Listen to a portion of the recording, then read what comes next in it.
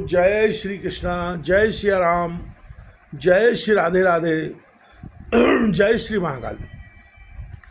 इस वीडियो में आपको श्रवण कराएंगे शशिकला का सुदर्शन के साथ विवाह होना, सुदर्शन का नवविवाहिता पत्नी शशिकला को लेकर जाना, राजाओं से संग्राम, देवी का प्राकट, देवी के द्वारा युधाजित और शत्रुजित का वध तथा सुबाहु के द्वारा देवी की स्तुति।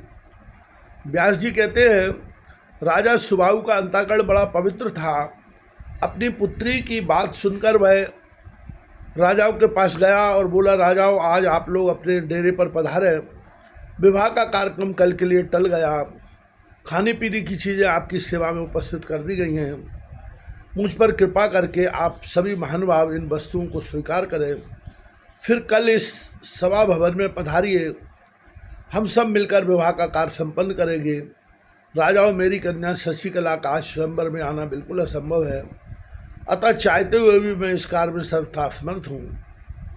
कल सवेरे समझा बुझाकर मैं उसे सभा भवन में ले आऊँगा, अतएव आप महानुभाव आज अपनी अपनी छावनी में पधारने की कृपा करें।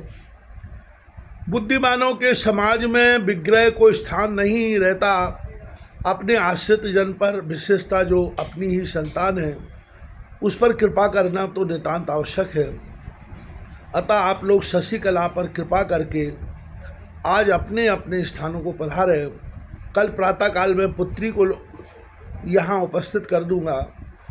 इच्छा स्वयंवर किया जाएगा, अर्थात राजकुमारी अपनी इच्छा से किसी भी नरेश को पति चुन लें, ऐसी घोषणा कर दी जाएगी। सभी नरेश यहाँ उपस्थित रहेंगे, उनकी सम्मति से यह कार्य संपन्न होगा। राजा सुबाहु की बात सुनने के पश्चात उपस्थित सभी नरेश अपने अपने स्थान पर चले गए। नगर के सन्निकट रहकर देखभाल करते रहे ताकि इस कार्य में छल न हो, इसकी व्यवस्था उन लोगों ने कर ली। इधर वेदव्यास जी महाराज आगे वर्णन करते हुए श्रीमद्देवी भागवत महापुराण में लिखते हैं, सुबाहु ने विवाह का समय निश्चित किया। अंतःपुर में ही गुप्त स्थान बनाया गया। मंडप में पुत्री शशिकला को बुलाकर वेद के पारगामी विद्वान पुरोहितगण के साथ वह विवाह कार्य संपन्न करने में लग गया। वर को स्नान आदि कराया गया और विवाह में पहनने योग्य भूषण वस्त्र दिए गए। मंडप में वेदी बनी हुई थी। वर को बुलाकर उस पर बैठाया और स्वयं उसकी पूजा की। राजा सुबाहु प्रतापी नरेश थे। उन्होंने विवाह के अवसर पर विष्टर, आचमन, अर्ध, 2 वस्त्र, गऊ और 2 कुंडल देने के पश्चात अपनी कन्या शशिकला का विधिपूर्वक सुदर्शन के साथ पाणी ग्रहण संस्कार कर दिया। उदार हृदय वाले सुदर्शन ने सभी वस्तुएं स्वीकार कर ली। उस समय सुदर्शन कुबेर की कन्या का सामना करने वाली शशिकला को अपने से उत्तम मान रहा था। विवाह के समय मंत्रियों ने भी राजा के पूजा कर लेने पर उस उत्तम वर की वस्त्र आदि से पूजा की।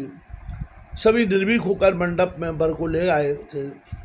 विधि के जानकार स्त्रियों ने शशिकला को भूषणों से खूब सजा धजाकर सुंदर पालकी पर बैठाया और वर के पास उपस्थित कर दिया। मंडप में अग्नि स्थापन के लिए चतुष्कोण वेदी बनी थी। पुरोहित ने उस पर अग्नि स्थापित की।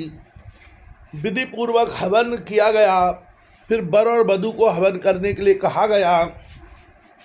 दोनों बड़े प्रेम के साथ हवन में तत्पर हो गए। विधिवत लाजा हवन करने के पश्चात वर वधू ने अग्नि की प्रदक्षिणा की।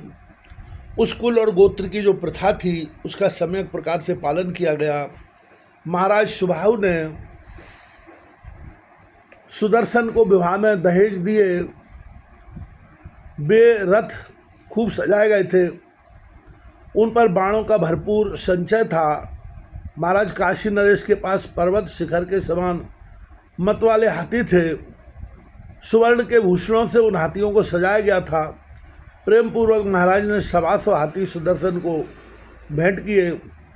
सोने के आभूषणों से भूषित 100 दासियाँ और उतनी सुंदर हथनियाँ दहेज में सुदर्शन को दी।